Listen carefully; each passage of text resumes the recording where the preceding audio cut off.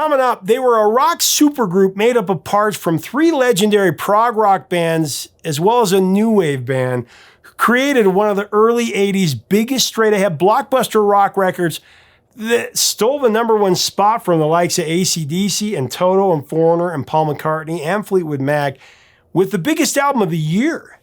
The main hit from this record was an apology letter to the singer's girlfriend, and it actually started out as a country song, but cooler heads prevailed, and it became the sing-along rocker of 1982.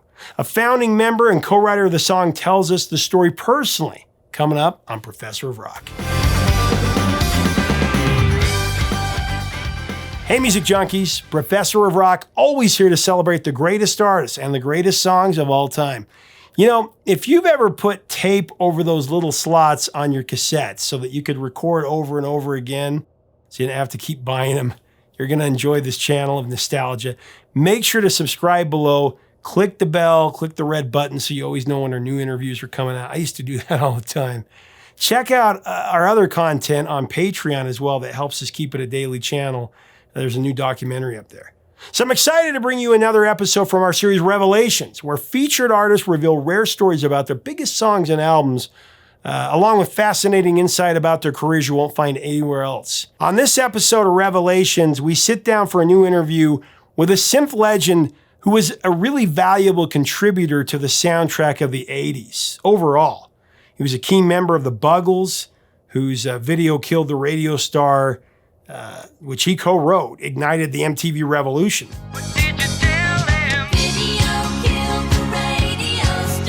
He was also a member of Yes, and then he helped form the early 80s rock supergroup Asia and co-wrote its biggest hit, Heat of the Moment. It was the heat of the moment. Talking about synth pioneer Jeff Downes, with former King Crimson singer and bassist John Wetton, Yes guitarist Steve Howe, Emerson, Lake and Palmer drummer Carl Palmer. These guys formed the all-star band that ruled the charts in '82. Asia's debut album, it was produced by Mike Stone, who had just come off of helping produce Journey's Escape, which would put the band in the pole position in one of the most competitive years on record, where Paul McCartney and Men at Work and Toto and Fleetwood Mac, Go-Go's and Foreigner and ACDC, and even Journey and Styx were all battling it out for chart supremacy. Asia came out on top in the end, though, due to the strength of the 1-2 punches of their first 2 singles, The Heat of the Moment and Only Time Will Tell. Both great songs. Telling me what my heart meant. The heat, now, sure as the sun will cross the sky. The Heat of the Moment packed the fire. Wetton and Downes wrote this song, which is actually about a passionate relationship between a young couple who wonder what will happen when they get older. This was a song that late singer John Wetton said was about basically saying he was sorry, which was a rarity in the early 80s outside of a band like Chicago. It's hard for me to say I'm sorry. Saying you were sorry in a rock song by a rock band, that was not commonplace then.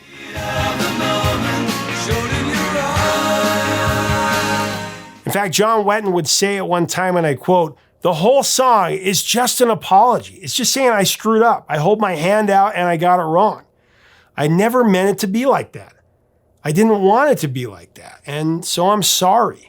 John Wetton, he wasn't worried about trying to be cool or trying to be macho. You know, when he wrote this, he was actually trying to be vulnerable in the song.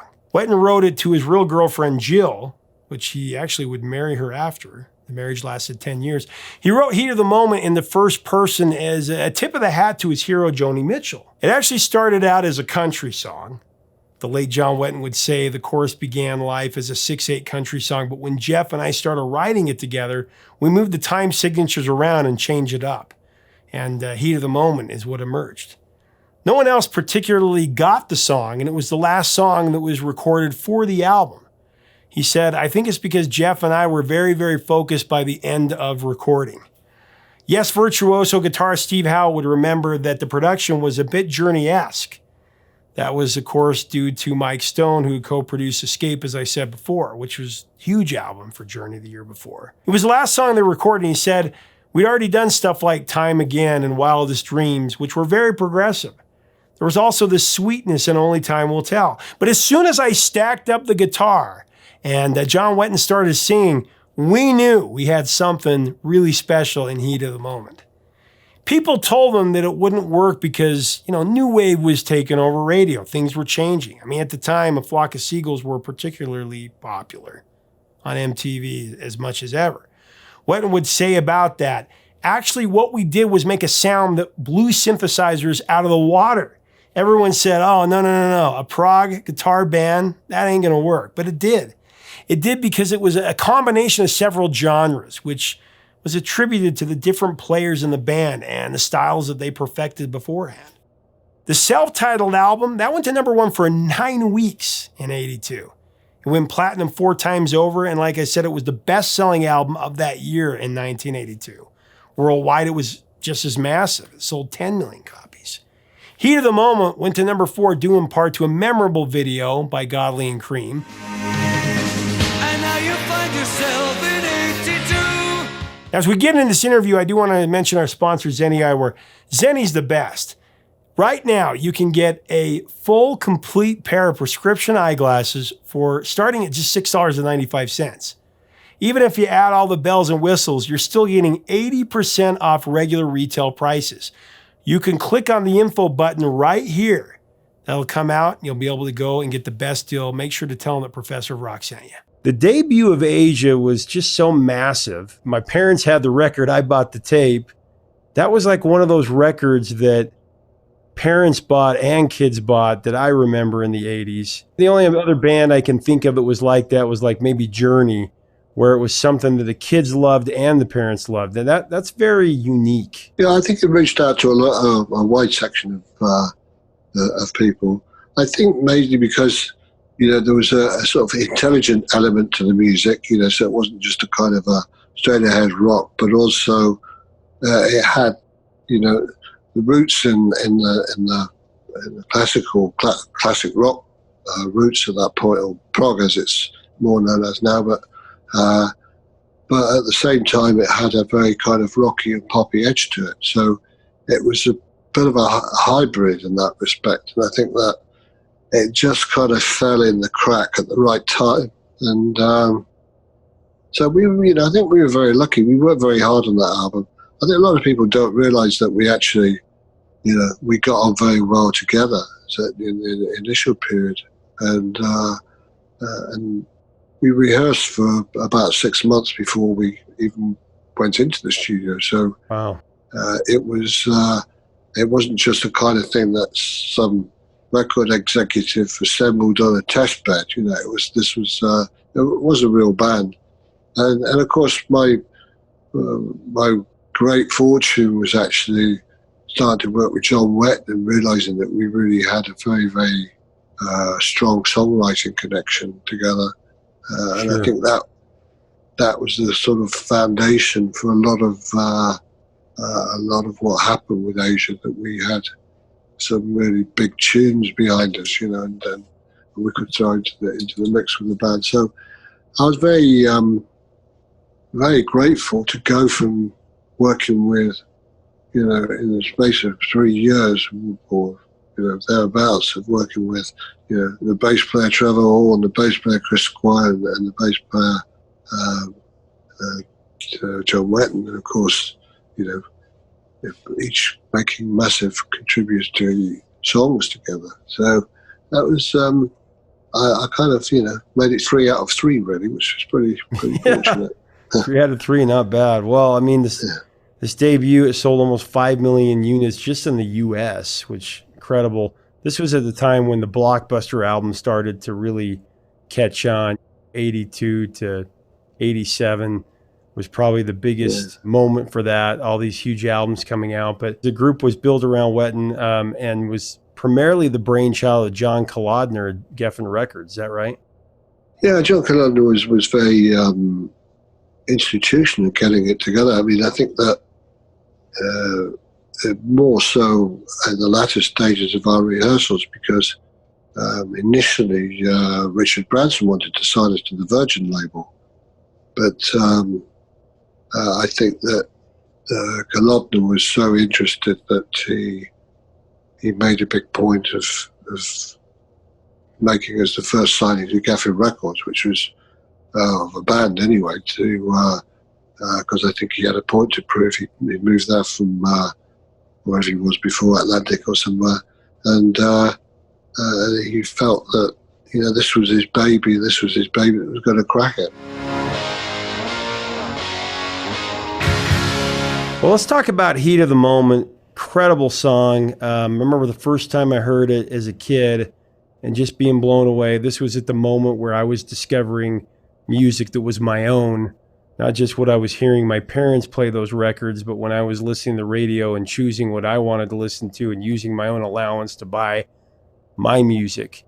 This was a song that just blew me away. Of course, John Wetton, we would talk about, whose brilliance as a songwriter really at that point was untapped. He had a rough draft of the song. Tell me about that. Yeah, he had a rough draft as a song, as a country song. And so it was actually in a kind of almost like a country folk song. I never meant to be so bad. And I think when we got together, I had a verse idea for him, and so that's when we started to straighten it out. Mm-hmm. And it really started, I think that by that time we'd written a few songs together already. I think we'd done Wildest Dreams, Soul Survivor, and Only Time Will Tell.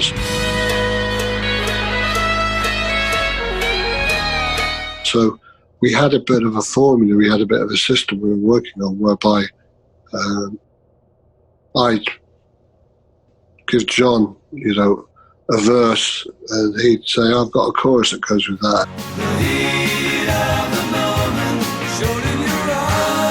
And that's how we literally just operated. That we put, you know, one idea that I got and one idea he got, and just literally joined them together.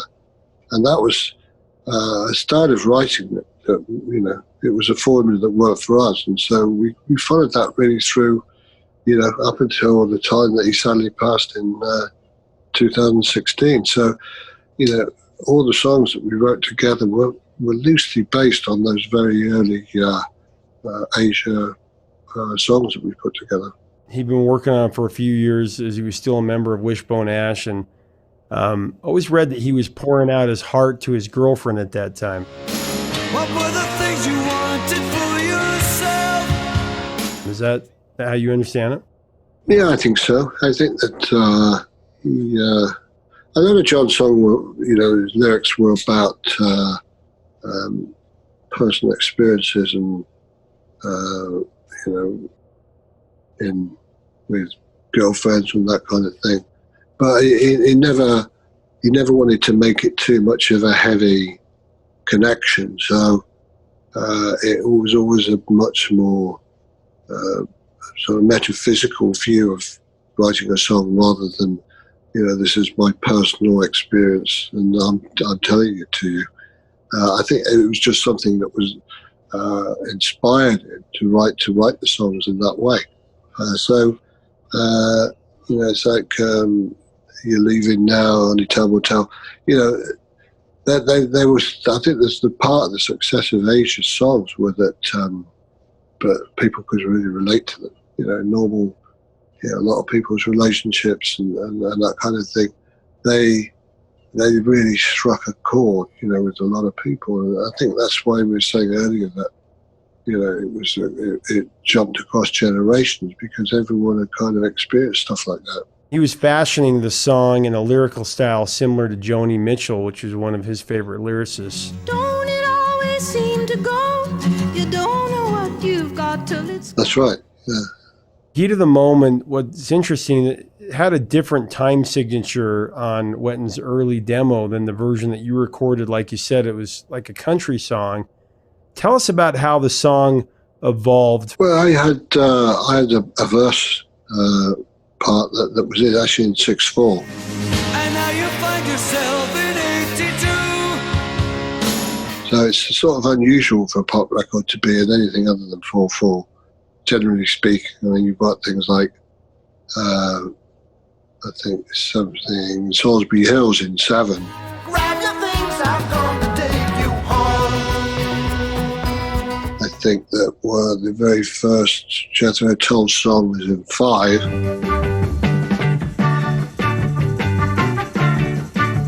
It wasn't that common for songs to be an unusual thing. So obviously it squares off to 4/4 when it hits the chorus, but then it breaks back into 6/4 when it hits the verse.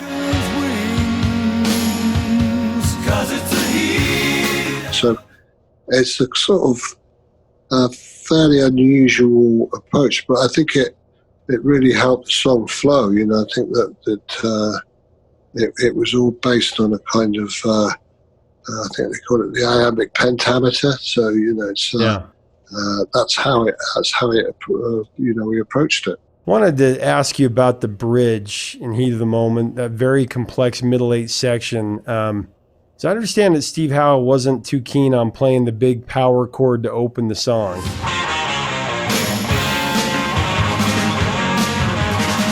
Tell me about those two things, about the middle section, that middle 8, and then what you remember about the big power chord.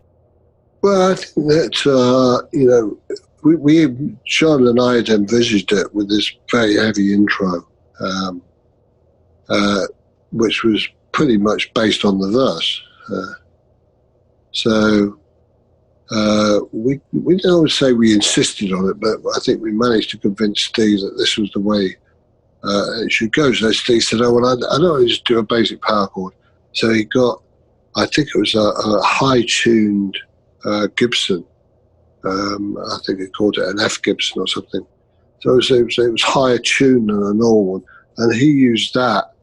So it's a very bright, high-end power chords rather than like sort of, the old low power chords. These were like high, and I think that, that kind of sold him on doing it that way. And the middle section,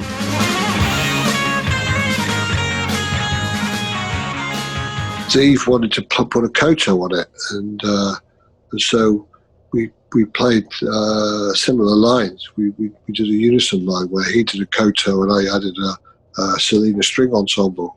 So, and then of course I got Mellotron choir in the background and Fairlight choir underneath it all, and John's hitting a low Taurus pedal. So it's kind of, it's a sort of explosion of highs and lows. That was something that I think pretty much I came up with towards the end of it, when John and I decided that we need to get some kind of a bridge in there. Heat of the Moment was the last song recorded for the debut album and was a bit of an experiment. Is that right? Tell me about that. Well, I think John and I were sure, but I don't think the other guys were too sure.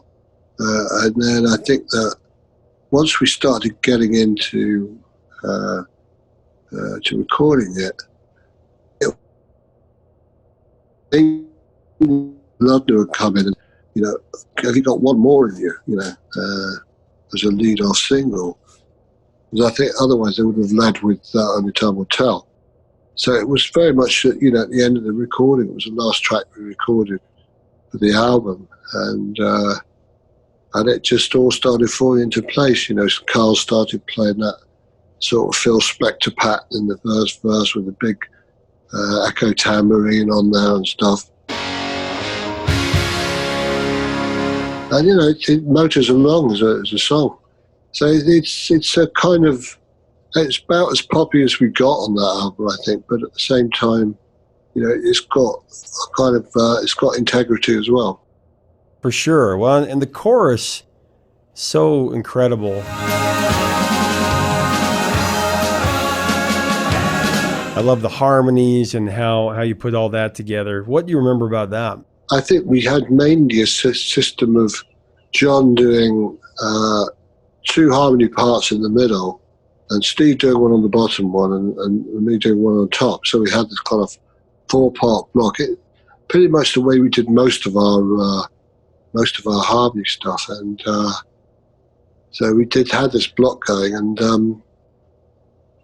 so John would then, probably one of the voices was also the lead voice, one of John's voices, so that would come to prominence, and so our voices would be kind of stacked behind it. So it gave this again, John was a church, brought up in churches as well. So we had a lot of influence of arranging the vocals with our kind of approach to English church music and anthems that we sung as kids. So they're very, very, there's no blues in them. All our harmonies were very, very kind of static blocks that moved like that. Well, after you shaped up the song and you finished the recording, you had to know that it was a hit. What were your expectations when it came out as the first single? I don't think we had any expectations that the album was going to be anything like as big as it was. I think that we knew that Geffen were behind it. It was their first band release. The radio pluggers that they had working for them and all the publicists, they were very much into it. So we knew we had a good chance of selling a few copies at least. And we had a fairly college tour of America lined up. I was really based on the strength of, who was associated with the bands and, King Crimson and the LP and Yes. So it was really, the tour was set up on the basis that this was featuring members of those groups. But I think by the time the record came out and started to fly up the charts, it became apparent that, it was more to do with this new band than it was to do with the guys' roots. For sure. Well, number 4 on the Billboard Hot 100, number 4 in Canada, and it spent 6 non-consecutive weeks at number 1 on the Billboard Mainstream Rock chart as well. A huge rock song, so it crossed over. This was a song, and this album was just so massive. I mean, for my generation, the kids that I grew up with, it was just one of those albums that we all had. We talked about at school. I remember having a discussion with friends about who is better, Journey or Asia, and started those discussions. It was a lot of fun. For you to be able to go from a huge new wave band like the Buggles to a band that was a huge rock band, and then, yes, progressive, within a couple of years, that's a huge transition. Yeah, it was almost sort of like everything. I went from one extreme to another. But I suppose at the same time, I got a taste for the live stuff with Yes. That was very important. And so the opportunity to be in a new band that I was going to be a founding member of, was probably a sort of dream come true, really. And the fact that I'd be a principal writer in that band as well. So, it all fell into place, really. And I think, the first Asia album is a very, very special album to me. Well, in the heat of the moment, the video was directed by Godley and Cream from 10cc fame, and they were huge directors at the time. I mean, Every Breath You Take and a lot of the videos that they were doing were like the iconic videos of that time. What do you remember about the video? I remember we shot both videos in the same day. So I think we did Heat of the Moment in the morning and Only Time Will Tell in the afternoon, or maybe they were actually consecutive days. Wow. But, it was, the actual video was not really that special because I think it was just really shots of us playing. And, we set up in a rehearsal room and they filmed us playing. And then the rest of it, was cut in with the actors who came in and the spinning globe and all the rest of it. So they were quite very creative pair. I mean, I knew them quite well before anyway. So because they were, as I've said before, the scene around London was very small. I bumped into Kevin Godley quite a few times. So, but yeah, the Only Time Will Tell video was a bit more in depth, but. It was nothing like the intensity that we did with, say, Video Kill the Radio Star, which had, it had us all in so many different positions and roles. What did you tell him? Video Kill the Radio Star. It was more of a performance video that was then edited and added to. Well, it's, again, one of the biggest rock songs of the 80s, and it's been used a lot in pop culture. I don't know if you ever saw on South Park, where Cartman sings it for Kenny. Yeah, I did, yeah. That was cool. What that I would never do. One look from you and I would fall from grace. And that would wipe the smile right from my face. Do you remember when we used to dance? Yeah, and then of course 40-Year-Old Virgin. Oh, yeah.